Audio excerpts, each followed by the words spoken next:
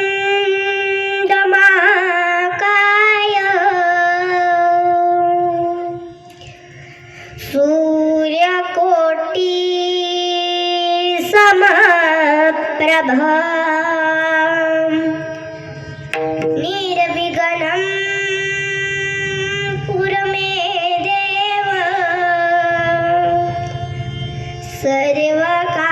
सर्वकार्येषु सर्वदा मंगलं भगवान् विष्णु मंगलं गरुडध्वजा मंगलं पुंडलीकाक्षु मंगलायतनो हरि महायोगपीठे तते भीमराज्य वरं पुंडलीकाय दातुं मुलिते समागत्य तिष्ठं तमानन्दकन्दं परब्रह्मलिङ्गं भजे पांडुरंगा करू प्रथमनमना पांडुरंगा करू प्रथमनमना पांडुरंगा करू प्रथमनमना पांडुरंगा करू प्रथमनमना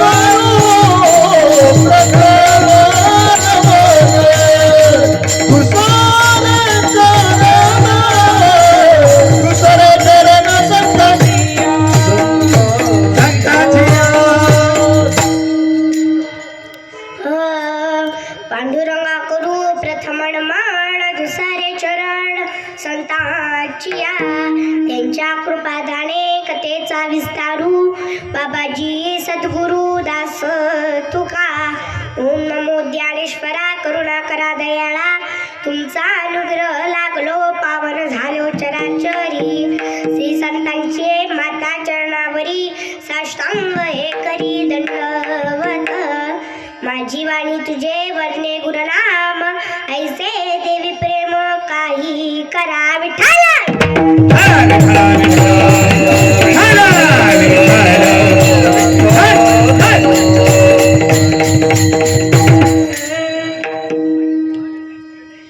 सद्गुरु श्री शरण जाय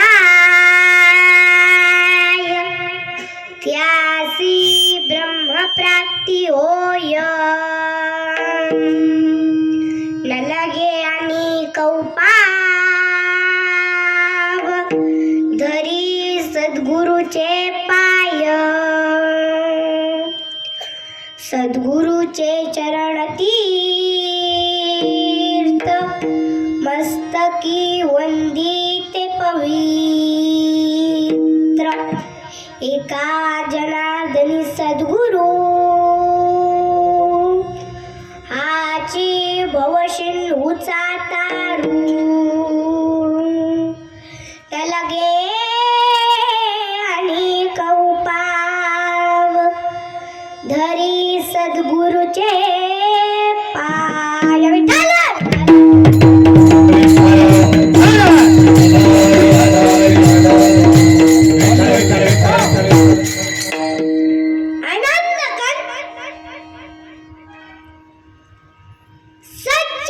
सच्चिदानंद घन परात्पर पूर्ण परब्रह्म प्रकाश भगवान परमात्मा आणि त्या भगवान परमात्म्याच्या सेवेसाठी अर्थात कीर्तन रूपी सेवेसाठी जो अभंग आज आपण कीर्तन रूपी सेवेसाठी घेतलेला आहे तो अभंग कुणाचा आहे म्हणाल तर शांती ब्रह्म म्हणून ज्यांना ओळखले जाते अशी असणारी शांती ब्रह्म संत एकनाथ महाराज. कोण एकनाथ महाराज? रंजकथा, राजकथा, रसिकता, काव्यात्मक कथा आणि विचारशीलता यांच्या उभ्या आडव्या धाग्यांनी ज्यांनी वाङ्मय रूपी वस्त्र विणले ते एकनाथ महाराज. कोण एकनाथ महाराज? प्रज्ञा, प्रतिभा, प्रसन्नता, प्रबंध आणि प्रेरणा ही ज्याच्या अभंगातील पंचप्राण आहे ते एकनाथ महाराज. कोण एकनाथ महाराज? करुणा, कल्पना, काव्य, कौशल्य ही ज्याच्या अभंगातील चतुसूत्री आहे ते एकनाथ महाराज. कोण एकनाथ महाराज? श्रुती, युक्ती आणि मुक्ती हे ज्यांच्या अभंगातील त्रिवेणी संगम आहे ते एकनाथ महाराज. कोण एकनाथ महाराज? ज्ञान आणि वैराग्य हे ज्यांच्या अभंगातील दोन पैलू आहेत, दोन मुख्य पैलू आहेत ते एकनाथ महाराज. कोण एकनाथ महाराज? एकमेव उद्धार आणि उद्धारच, एकमेव उद्धार आणि उद्धारच हा ज्यांच्या अभंगातील उद्देश आहे ते एकनाथ महाराज. विठ्ठल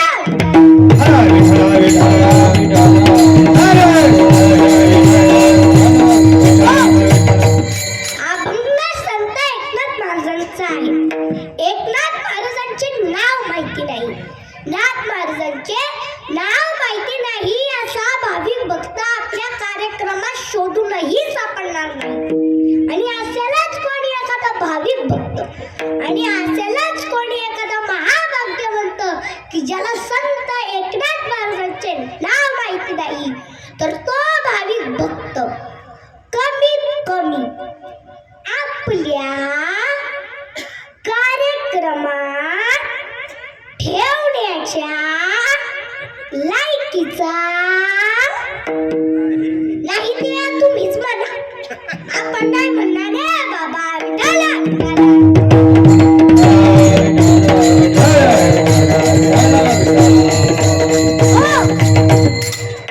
या अभंगातून संत एकनाथ महाराज सद्गुरूची महती सांगतात. या अभंगातून संत एकनाथ महाराज सद्गुरूचा महिमा सांगतात. या अभंगातून संत एकनाथ महाराज सद्गुरूच्या चरण तीर्थाची किंमत सांगतात. या अभंगातून संत एकनाथ महाराज सद्गुरूच्या शरणागतीची ताकद सांगतात आणि सद्गुरू आपल्याला या भवसिंधूतून तारून नेणारे आहेत. सद्गुरू आपल्याला या भवसिंधूतून तारून नेणारे आहेत असे संत एकनाथ महाराज ठासून आणि ठासून सांगतात.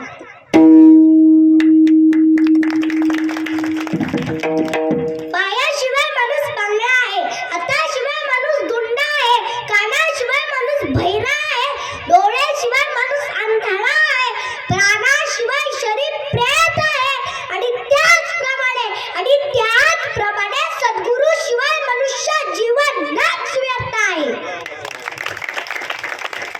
म्हणून तर ज्ञानोबा राय म्हणतात द्वैताची झाडणी गुरुविना ज्ञान त्या कैसे कैसे कीर्तन घडेल जाने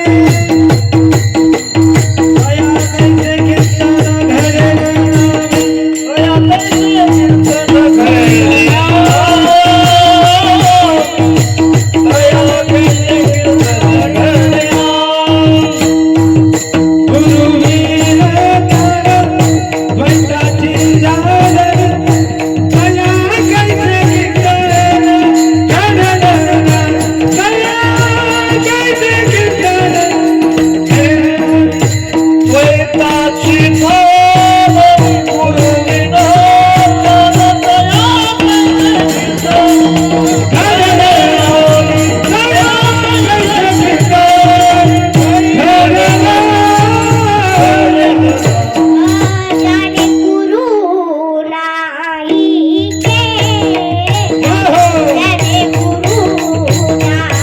जाने गुरु नाही त्याचा जन्म वाया गेला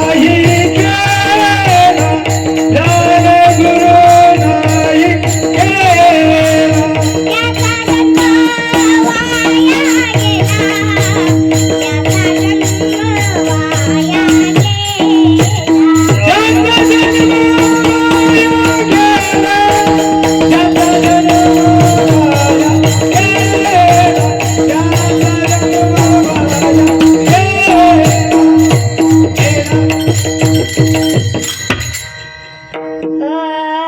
ज्याने गुरु नाही केला त्याचा जन्म वाया गेला. आपल्या हिंदू धर्मातील प्रत्येक संतांनी गुरु केला. संत ज्ञानेश्वर महाराजांनी संत निवृत्तीनाथांना गुरु केले. संत एकनाथ महाराजांनी संत जनार्दन स्वामींना गुरु केले. संत तुकोबा रायांनी बाबाजी चैतन्यांना गुरु केले. प्रभू रामचंद्रांनी विश्वामित्रांना गुरु केले. वशिष्ठांना गुरु केले. नवे नवे भगवान श्रीकृष्णांनी सुद्धा सातपाणी ऋषींना गुरु केले.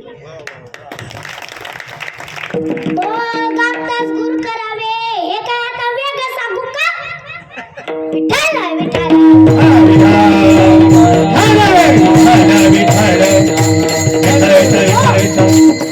पण काही काहींना गुरुची फार एलर्जी असते. ते सहज म्हणतात आपल्याला काय गुरुची गरज बिरज नाही. आपल्याला काय गुरुची गरज बिरज नाही. अरे ठोंब्या, बिना गुरुचा माणूस शिकतच नसतं. आमच्या बाबांनी एका महाराजाला विचारलं, महाराज काय सुंदर गायन करतो, कोणाकडे शिकला, कोण आहे तुमचे गुरु? ते महाराज म्हणाले, कोणाकडे नाही, माझा मीच शिकलो. कोणाकडे नाही, माझा मीच शिकलो. मग आमचे बाबा म्हणाले, अहो महाराज गुरुचं नाव सांगावं. बिना गुरुचं माणूस शिकतच नसतं आणि बिना गुरुच्याला किंमतही नसते. कशी किंमत नसते सांगते बघा. एका बाईला विचारलं, बाई हा मुलगा कोणाचा? ती म्हणली, तो माझाच आहे. ठीक आहे, मग या मुलाचा बाप कोण? ती म्हणली, बापीत कोण आहे? बापीत कोण आहे? हा माझाच मुलगा आहे. बापीत कोण आहे? बापीत कोण आहे? हा माझाच मुलगा आहे. अगं भवानी, तुझाच आहे, खरं आहे. मग त्याच्या बापाचं नाव सांग ना. बापाचं नाव सांगितलं मग त्या मुलाला किंमत आहे. तिच्या मुलाच्या आईलाही किंमत आहे.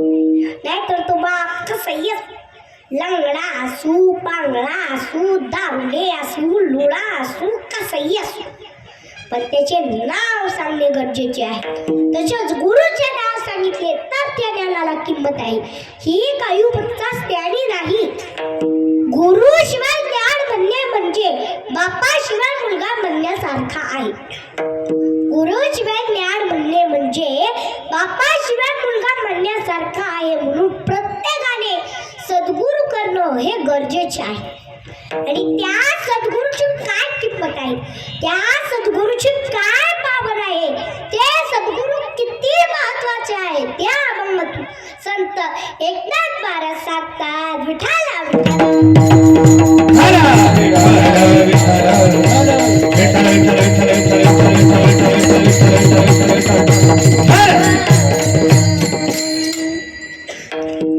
अभंग संत एकनाथ महाराजांचा आहे. प्रसंग अखंड हरिनाम सप्ताहाचा आहे आणि ह्या सप्ताहाच्या निमित्ताने आजची ही कीर्तन रूपी सेवा आहे आणि ह्या कीर्तनाला साथ संगत, या सप्ताहाला साथ संगत आपले सर्व गायनाचार्य महाराज मंडळी. हे गायनाचार्य महाराज मंडळी मला फुलांप्रमाणे झेलून घेतील अशी मी अपेक्षा करते. गायनाचार्य फार छान आहे. मी याच एका ठिकाणी एका कीर्तनातून एक प्रमाण म्हणाले, भाग गेला क्षीण गेला अवघा झाला आनंद. गायनाचार्य मागे म्हणाले, भाग्या मिळाला शिम गेला अवघा झाला आनंद. मी म्हणलो, आता तुम्ही मला खरं सांगा, शिम गेले मेले वर आनंद होत असतो का? पण बरं झालं रे बाबा, शिम गेला मिळाला, पण माझ्या कीर्तनात नाही मिळाला. दुसराही गायक तर त्याच्याही पेक्षा वर चढवतात. मी म्हणले, शिव भोळा चक्रवर्ती त्याचे पाय माझे चित्ती. तो पठ्ठा महागुटून म्हणाला, शिव भोळा चक्रमूर्ती त्याची माय माझी चुलती, माझी चुलती. अरे बाबा, त्या शिवाला, त्या शंकराला मायाच नाही तर त्याची माय तुझी चुलती होईलच कशी? पर आपले गायक फार छान आहेत. विठ्ठला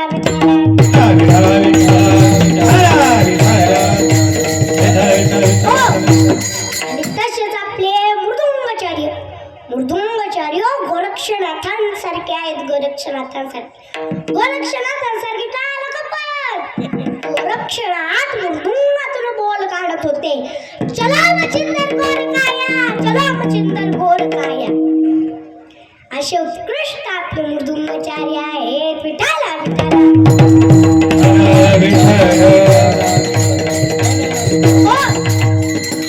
आणि तसेच आपले विनेकरी फार छान आहे. मी याच एका ठिकाणी एका कीर्तनाला गेले होते. त्या ठिकाणचे विनेकरी बाबा सारखे नाचायचे. मी कीर्तन झालं तर मी त्या बाबांना विचारलं, बाबा तुमचं परमार्थावरती किती प्रेम आहे हो? ते बाबा म्हणाले, आव महाराज, कशाचं प्रेम आणि कशाचं काय, कशाचं प्रेम आणि कशाचं काय. गावकऱ्यांनी बज विना माझ्या गळ्यात दिला. मग मी म्हणाले, बाबा पण तुम्ही विना घेऊन किती नाचत होते? ते बाबा म्हणाले, महाराज नाचत नव्हतो. धोत्रामध्ये धुराळ घुसलं होतं, त्या झटकीत होतं. मग मी म्हणलं, बाबा निघाला का मग झुराळ? ते बाबा म्हणाले, आहो महाराज, मी जसा उड्या मारायचो ते झुराळ तसं वर घुसायचं. मी जसा उड्या मारायचो ते झुराळ तसं वर घुसायचं. अख्खं कीर्तन संपलं तरी ते झुराळ काही निघलंच नाही. महाराज आता परत कधीच विना घेणार नाही. बघा ते विनेकरी. तर आपले विनेकरी फार छान आहे. विठाला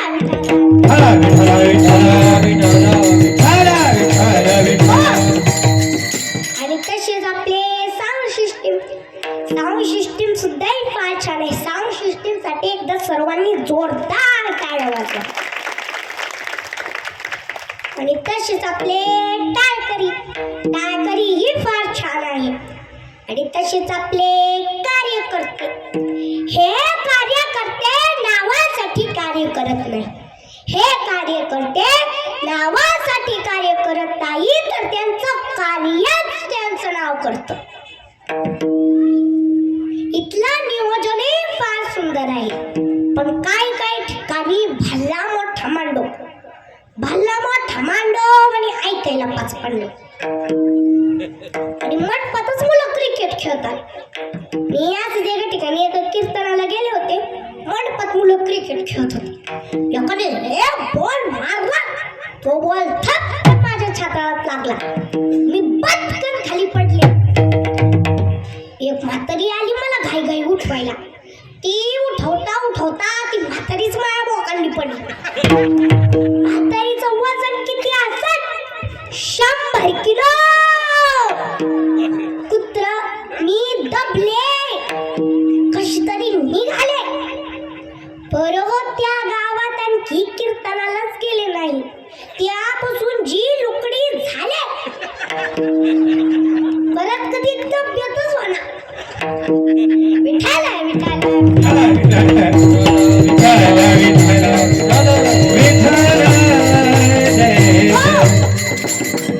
मी ज्यांचे नाव घेतले ते आपले परमपूज्य गुरुवर्य परमपूज्य गुरुवर्य माधव महाराज गोरे माधव महाराज गोरे कोरे यांनाही दंडवत करते यांना दंडवत करते. पांडुरंग महाराज काळे यांना दंडवत करते. मी ज्यांचं नाव घेतलं ते सर्व देव आहेत देव. मी ज्यांचे नाव घेतले ते सर्व देव आहेत देव. आणि मी ज्यांचे नाव घेतले नाही ते महादेव आहेत महादेव. अशा सर्व देवांना आणि महादेवांना वंदन. सेवेला प्रारंभ. विठाला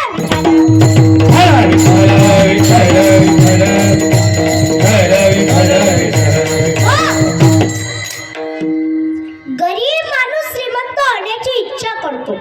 त्याला वाटते श्रीमंतीमध्ये सुख आहे. अंबानीला जाऊन विचारा ते सुखी आहे का? उत्तर मिळेल नाही. श्रीमंत माणूस निरोगी होण्याची इच्छा करतो. त्याला वाटते निरोगीत माणसे सुखी आहेत. इलाज करणाऱ्या डॉक्टरांना जाऊन विचारा ते सुखी आहे का? उत्तर मिळेल नाही. कंजूस माणूस दानी बनण्याची इच्छा करतो. तो दानामध्ये सुख शोधतो. कर्णाला जाऊन विचारा ते सुखी आहे का? उत्तर मिळेल नाही. असत्ताधारी माणूस सत्ताधारी बनण्याची इच्छा करतो.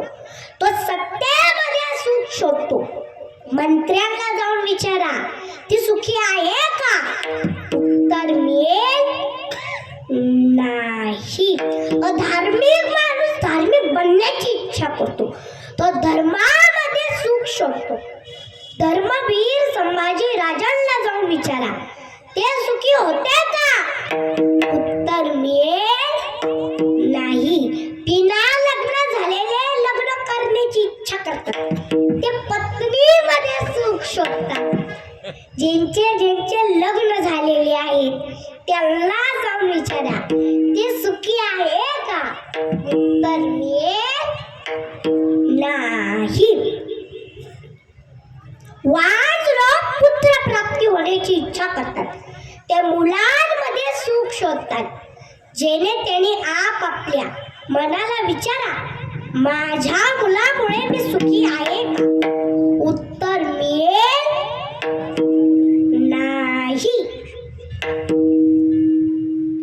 सून सासू होण्याची इच्छा करते.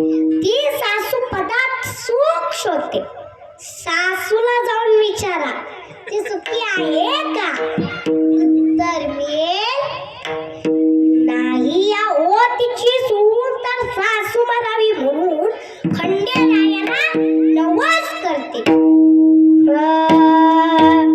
खंडेराय तुझं करीते नवसू. खंडेराय तुझं करीते नवसू.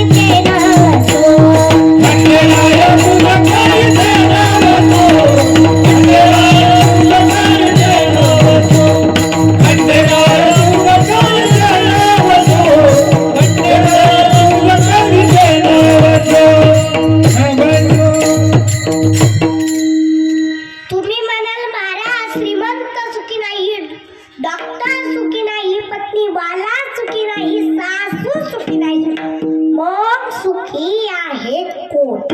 सुखी कोण आहे? संत कबीरजी महाराज सांगतात, तन धरी सुखी कोई ना देखा, जो देखे सो दुखिया हो, किंवा कोई तन दुखी,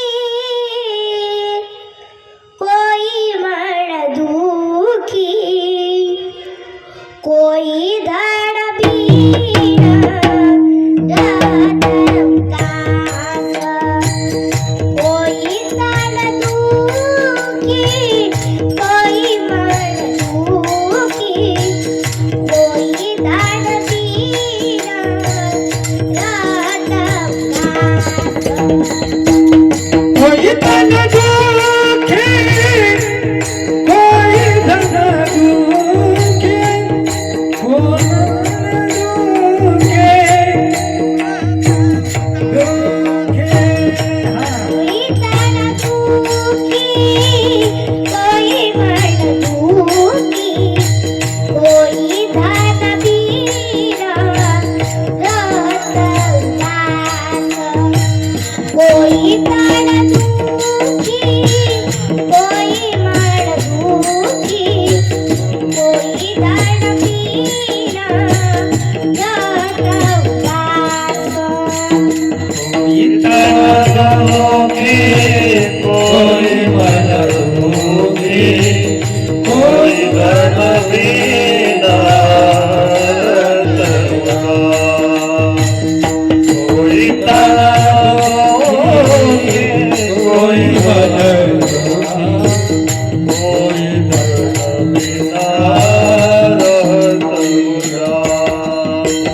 थोड़े थोड़े सब दुखी, सुखी राम के दास, थोड़े थोड़े सब दुखी, सुखी राम के दास, राम के दास कभी गाओ उदास, राम के दास कभी गाओ उदास, कोई तन दुखी, कोई मन दुखी, कोई धड़ बीन रतन दास, कोई तन दुखी, कोई मन दुखी, कोई धड़ बीन रतन दास। कोई तन दुखी,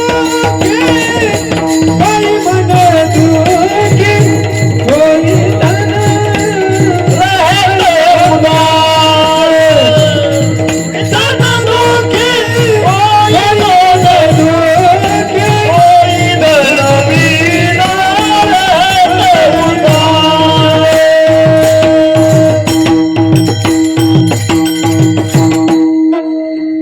ह्या जगात प्रत्येक जण दुखी आहे, फक्त रामाचेच दास सुखी आहे, म्हणजे संत सुखी आहे. आता आपला इथं प्रश्न निर्माण होतो की संत सुखी का आहे? संत सुखी का आहे याचे कारण आहे. संत हे आपापल्या सद्गुरूला शरण गेलेले असतात, म्हणून ते सुखी असतात. सद्गुरूला शरण गेलेले सुखी असतील ह्यात नवल नाही, सद्गुरूला शरण गेलेले सुखी असतील ह्यात नवल नाही, तर जे सद्गुरूला शरण गेलेले आहेत त्यांना ब्रह्मप्राप्ती होते, म्हणजे सुख प्राप्ती होते. आणि हेच संत एकनाथ महाराजांनी आजच्या अभंगाच्या प्रथम चरणातून गुरु से शरण जा, सद्गुरु से शरण जा, सद्गुरु से शरण जा,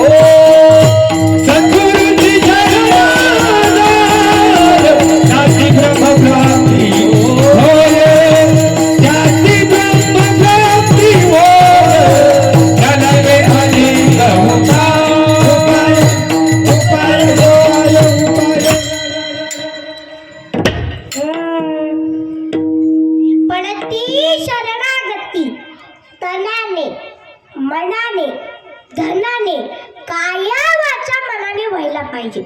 गुरुला सर्वस्व अर्पण करावे लागतात. पण काही पठ्ठे गुरूंच्या धंद्र्यावर लक्ष ठेवून बसतात.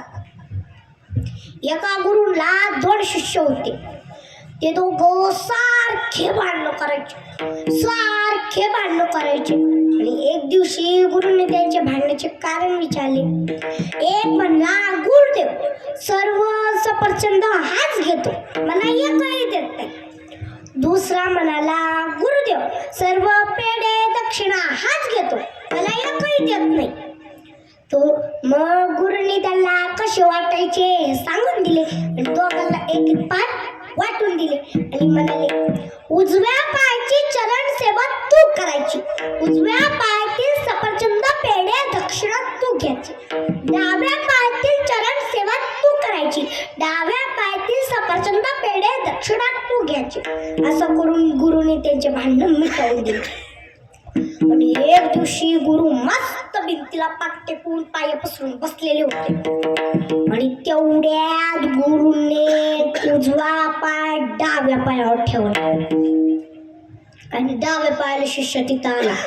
त्याने पाहिलं की याचा पाय माझ्या पायावर, याचा पाय माझ्या पायावर, बघ तिच्या पायाकडे घेतलं. तिने एक दांडको जे गुरुंचा उजवा पाय आणायचा सुरू केला. गुरु म्हणले, अरे मार नको. तो म्हणतो, थांबा गुरुदेव, त्याचा पाय माझ्या पायावर आलाच कसा, बघतोच त्याच्या पायाकडं. हे पाय बंब सुगवला, फेकलं तिने दांडको, निघाला. थोड्या वेळानंतर उजव्या पायाला शिष्य तिथं आला. त्याने पाहिलं की आपला पाय बंब सुजलेला आहे. त्याने गुरुला विचारले, गुरुदेव, माझ्या पायाला काय झाले? गुरु म्हणले, त्याने तुझ्या पायाला मारले. का मारले? त्याचा पाय तुझ्या पायावर आला होता. तेव्हा म्हणला, असं का? बर. थोड्या वेळानंतर गुरुने डावा पाय उजव्या पायावर ठेवला आणि उजव्या पायाला शिष्य तिथंच होता. त्याने पण घेतलं तेच दांडको. जे गुरुचा डावा पाय हाणायचा सुरू केला, गुरु म्हणले, अरे मार नको. तो म्हणतो, थांबा गुरुदेव, जेव्हा तो माझ्या पायाला मारत होता तेव्हा तुम्ही त्याला काय नाही म्हणले, आता मला म्हणून राहिला बघतोच त्याच्या पायाकडे. मारतो कोणाच्या पायाला? गुरुच्या पायाला. मारतो कोणाच्या पायाला? गुरुच्या पायाला. त्यांनी तर पाय बंब सुजवला होता, बंब यांनी तर पायाचा तुकडाच पाडला. अशा शिष्याला गुरुची कृपा होत असते का? अशा लोभी, नाटकी, स्वार्थी शिष्यावर गुरुची कृपा होणे अशक्य आहे. भिकाऱ्याने सन्मानाची अपेक्षा करणे व्यर्थ आहे. नवे भिकाऱ्याला सन्मान मिळणे अशक्य आहे. व्यभिचारी माणसाला चांगली गतीची अपेक्षा करणे व्यर्थ आहे. नवे व्यभिचारी माणसाला चांगली गती मिळणे अशक्य आहे. आकाशातून दूध खाण्याची अपेक्षा करणे व्यर्थ आहे. नवे आकाशातून दूध मिळणे अशक्य आहे. आणि तसेच लोभी, नाटकी, स्वार्थी शिष्यावर गुरुची कृपा होणे अशक्य आहे. सेवक सुखजा माल भिकारी, व्यसनी दरश भगती व्यभिचारी, लोभी तुझ्या चार गुमारी, नवदही दूध तुझ्या हात प्राण. नाटकी शिष्यावर, लोभी शिष्यावर गुरूंची कृपा होणे अशक्य आहे. तुम्ही म्हणाल, महाराज, जे सद्गुरूला शरण गेले त्यांना ब्रह्मप्राप्ती झाली म्हणजे सुखप्राप्ती झाली, असं एखादं उदाहरण आहे का? हो, एक उदाहरण नाही, अनेक उदाहरण आहे. त्याच्यामधून एक उदाहरण सांगते. महाराष्ट्रातील नामवंत कीर्तनकार, ज्यांच्या कीर्तनात स्वतः देव नसतो देव, माझ्या कीर्तनात देव नसतो देव. पण आजकालच्या कीर्तनकारांच्या कीर्तनात देव सोडा, साधं टाळकरी सुद्धा नाचत नाही.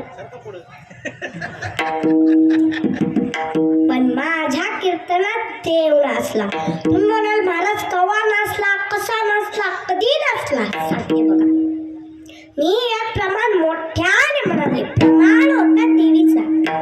हा हळदी निर्गुण निर्गुण प्रकटली भावनी हळदी निर्गुण निर्गुण प्रकटली भावनी आनंद निर्गुण निर्गुण प्रकटली भावनी आनंद निर्गुण निर्गुण प्रकटली भावनी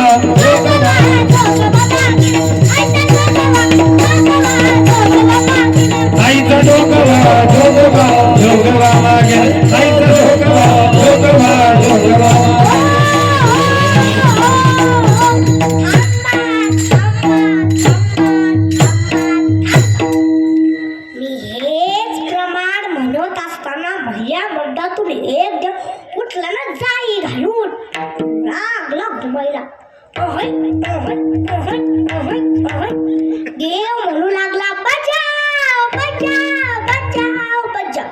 मी मृदुंगाच्या आल्यानं म्हणाले बचाव बचाव बचाव बचाव. मृदुंगाचार्य म्हणाले काय बचाव. मी म्हणलं काय पण बचाव पण बचाव. मग देव नाचत नाचत पुढं येऊ लागला. देवचा साज असा पुढं येई मी तशी माग जाई. देवचा साज असा पुढं येई मी तशी माग जाई. आणि जे देवाने उडी मारली डायरेक्ट माहिती मी मागचा पडदा फाडून पळून आले. परत त्या गावात आणखी कीर्तनाला गेले नाही. साधं पाकिट सुद्धा मागायला गेले नाही. विठाला विठाला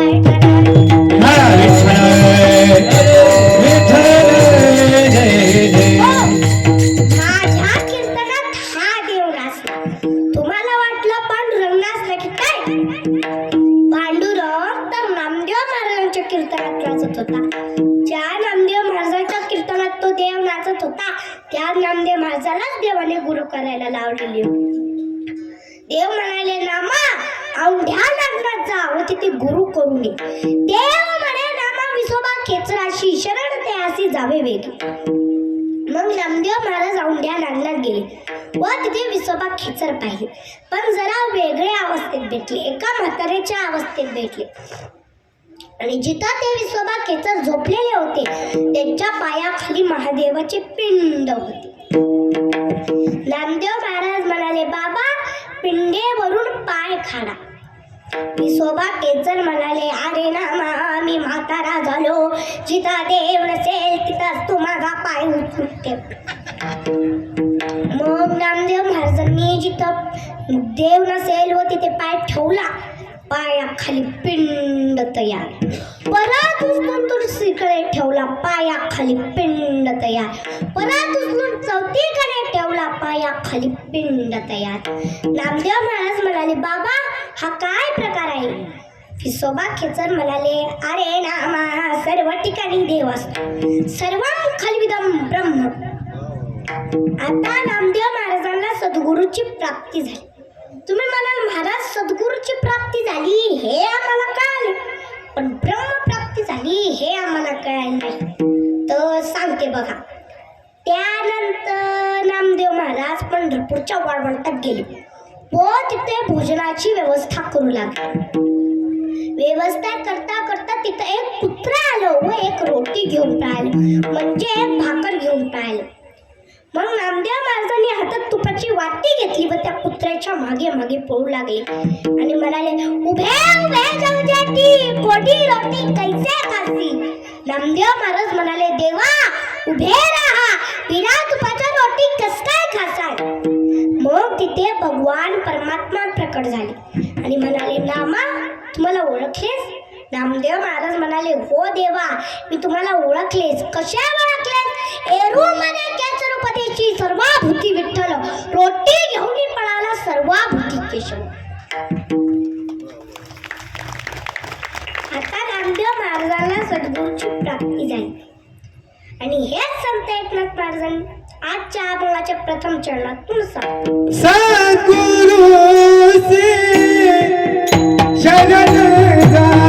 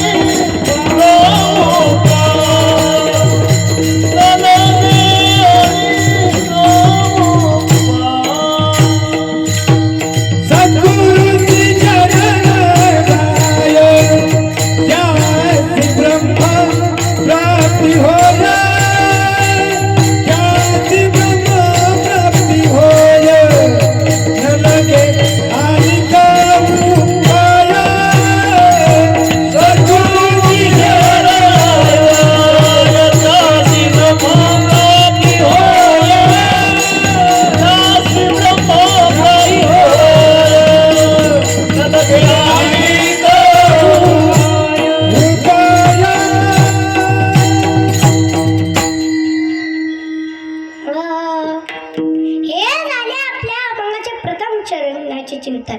आता आपण आपल्या अभंगाचे दुसरे चरणाचे चिंतन पाहू. विठ्ठला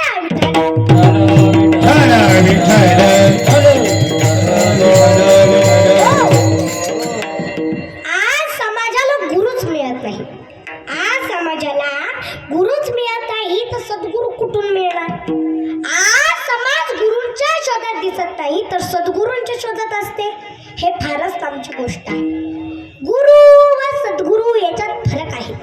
गुरु काहीही शिकवू शकतात, सद्गुरू काहीही शिकवत नाही. सद्गुरू अविनाशी शिकवतात. सद्गुरू माणसाच्या जीवनाचं उद्धाराचं शिकवतात. एकाने एकाला जुगार खेळायला शिकवले. सद्गुरू जुगार खेळायला नाही, जुगार सोडवायला शिकवतात. जुगार सोडवायला. पांडव जुगार हरले, 12 वर्षाचा वनवास. पांडव जुगार हरले, 12 वर्षाचा वनवास. कौरव जुगार जिंकले, कौरव जुगार जिंकले. आयुष्याचा सर्वनाश, आयुष्याचा सर्वनाश. पाणी पाजवायला कोणी राहिलं नाही. विठ्ठल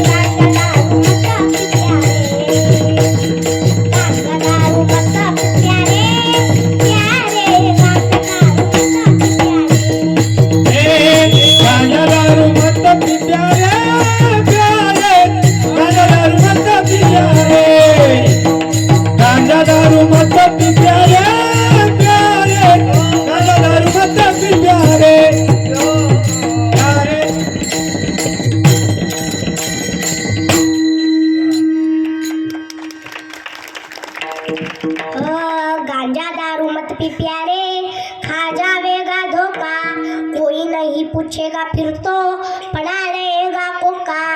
अरे बाबा, सद्गुरु दारू प्याला नाही, दारू सोडवायला शिकवतात, दारू सोडवायला. एकाने विचारले, का रे दारू का पितो? तो म्हणला, अरे मला खोकला लागला होता म्हणून मी दारू पितो. तो म्हणला, ह्या दारूने माझा पण खोकला जाईल का? तू म्हणला, हो हो, तुझा खोकला अरे यू मिनिटात जाईल, यू मिनिटात. अरे ह्या दारूने माझा मान गेला, ह्या दारूने माझी इज्जत गेली, ह्या दारूने माझी किंमत गेली, ह्या दारूने माझी नोकरी गेली, ह्या दारूने माझा पैसा गेला, ह्या दारूने माझा बाप मला सोडून डायरेक्ट स्वर्गात गेला, ह्या दारूने माझे सोन्यासारखे दोन मुलं शाळा सोडून रस्त्यावर भीक मागायला गेले, ह्या दारूने माझी बायको तर कायमचीच माहेर गेली. अरे ह्या दारूने माझं सर्वच गेलं. आणि तुझा खोकला यू मिनिटात जाईल, यू मिनिटात. पी पी पी दारू बाबा, पी. विठ्ठल विठ्ठल विठ्ठल विठ्ठल विठ्ठल विठ्ठल. पी दारू पी असं शिकवणारे सद्गुरू नसतात. पी दारू पी असं शिकवणारे सद्गुरू नसतात, तर ते सर्व सामान्य गुरु असतात. आज आपलाच वाईट कोण कोण शिकवतं? तर 40 वर्षापूर्वी एकाही पत्नी आपल्या पतीला नावाने हाक मारत नव्हती. 40 वर्षापूर्वी एकही पत्नी आपल्या पतीला नावाने हाक मारत नव्हती. आज बऱ्याचशा स्त्रिया आपल्या पतीला नावाने हाक मारतात. यो बोलतो, अगं ये रेश्मा, ती बोलती, काय रे रमेश. बघा जशी काय ही याची आजी लागते. आता तुम्ही मला खरं सांगा, एखाद्या आई वडिलांनी आपल्या मुलीला शिकवलं का की तू तुझ्या नवऱ्याला नावाने हाक मार? शिकवलं का? नाही. नवऱ्याला नावाने हाक मारायला शिकवलं कोणी? टीव्ही चॅनलने, चित्रपटांनी. केलेली चोरी कशी पचवायची कोण शिकवते? टीव्ही चॅनलने, चित्रपटांनी.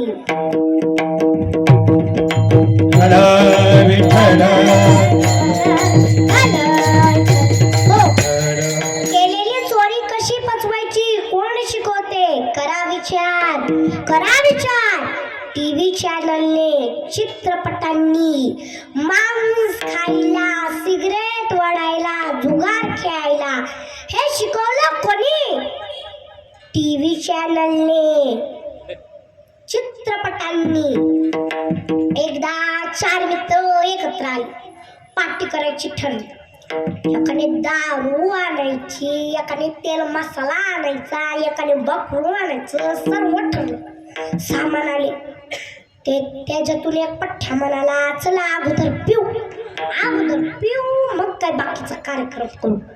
मग सर्वजण पिले. बकरू आणायचं राहिलं होतं. आणि दुसऱ्या दिवशी सर्व आपापल्या घरी गेले. आणि हो बकरूवाला पण आपापल्या घरी गेला. आणि हो बकरूवालं दाराजवळ पाहत तर काय, तिचं बकरू दारासमोरच बांधलेलं. हो बायकोजवळ पळत गेला आणि म्हणाला, काय गो, हे बकरू इथं कसं काय? ती म्हणली, ते बकरू आपलंच आहे, इथं नाही राहणार, मग त्या शेजारींकडे राहणार का? तरी पण म्हणू लागला, हे बकरू इथं कसं काय? ती म्हणली, ते जाऊ द्या, मी रात्री लपत आले. आपलं ते काळं कुत्रं कुठं नेलं हो? मग याच्या लक्षात आलं, आपण रात्री बकऱ्याचा नाही कुत्र्याचाच कार्यक्रम केला.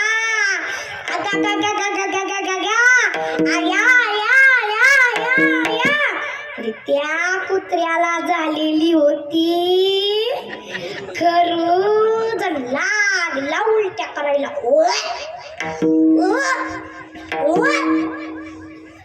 विठाला विठाला विठाला हा विठ्ठल विठ्ठल विठ्ठल विठ्ठल हो. आपला विषय चालू होता की आपणास वाईट कोण कोण शिकवत. पबजी सारखे जीव घेणारे गेम हे आमच्या मुलाला शिकवलं कोणी? टीव्ही चॅनलने, चित्रपटांनी. आणि ह्या वातावरणात जर वाचायचे असेल तर फक्त एकच उपाय आहे, सद्गुरू सद्गुरू आणि सद्गुरू. आणि सद्गुरूच आपणास या भवशुंदतून तारून नेणारे आहेत असे संत एकनाथ महाराज ह्या अभंगाच्या दुसऱ्या चरणात पुढे ज्ञानिक उपाय उपाय ज्ञानिक उपाय ज्ञानिक उपाय उपाय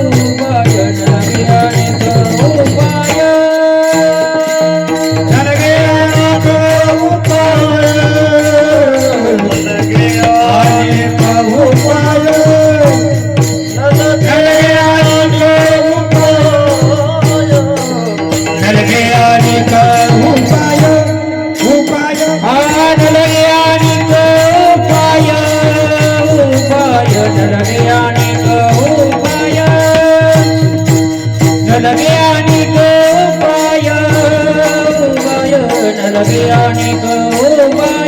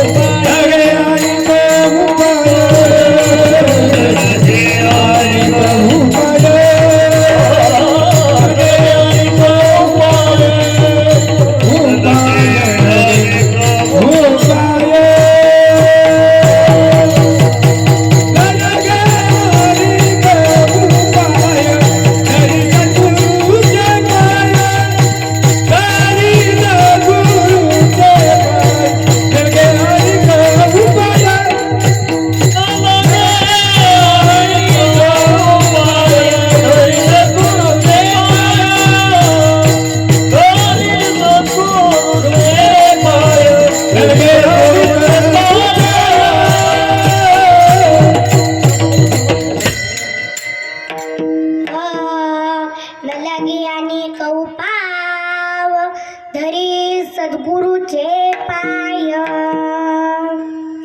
या अभंगातून संत एकनाथ महाराज सद्गुरूचे पाय धरायला सांगतात. विठाला विठाला विठाला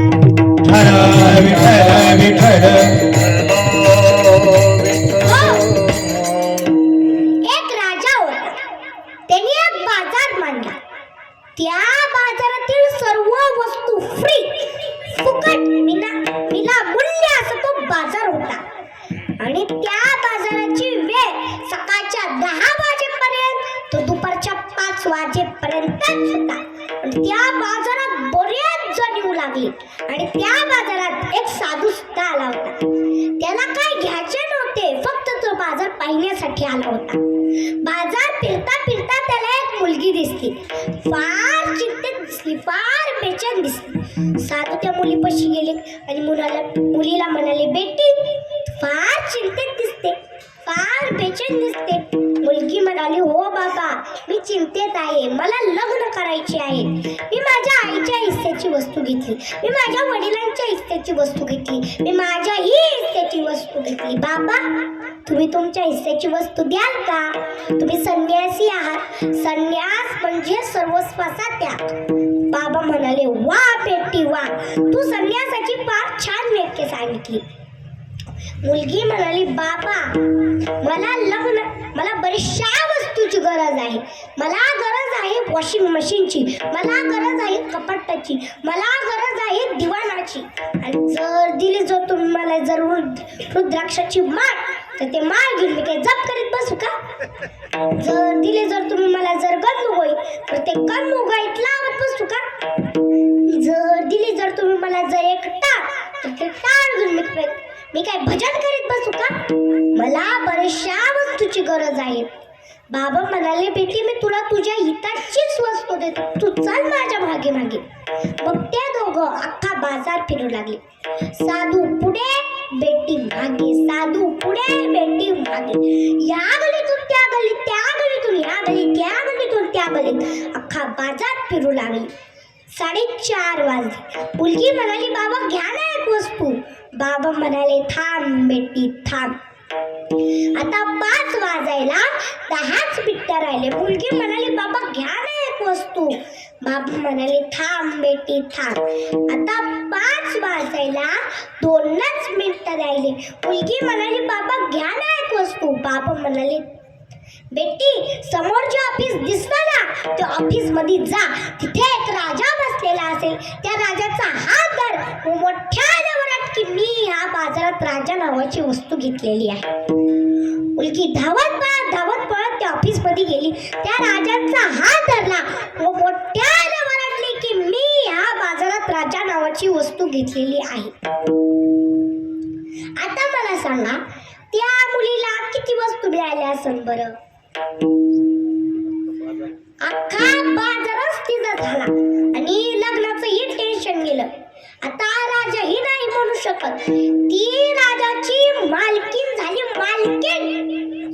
बाजार म्हणजे हा संपूर्ण विश्व, राजांचं ऑफिस म्हणजे मंदिर, आणि राजा म्हणजे तो एक भगवान परमात्मा, आणि तो साधू म्हणजे सद्गुरू, आणि ती मुलगी म्हणजे तुम्ही आम्ही. त्या मुलीने सद्गुरूचे पाय धरले म्हणून तिचा अख्खा बाजार झाला. जर तिने कितीही प्रयत्न केला असता तर तिला बाजारातल्या 4-5 वस्तू भेटल्या असत्या, पण तिने राजाचा हात धरला, राजाचा. म्हणून न लगे आणि कौपाव धरी सद्गुरूचे पाय.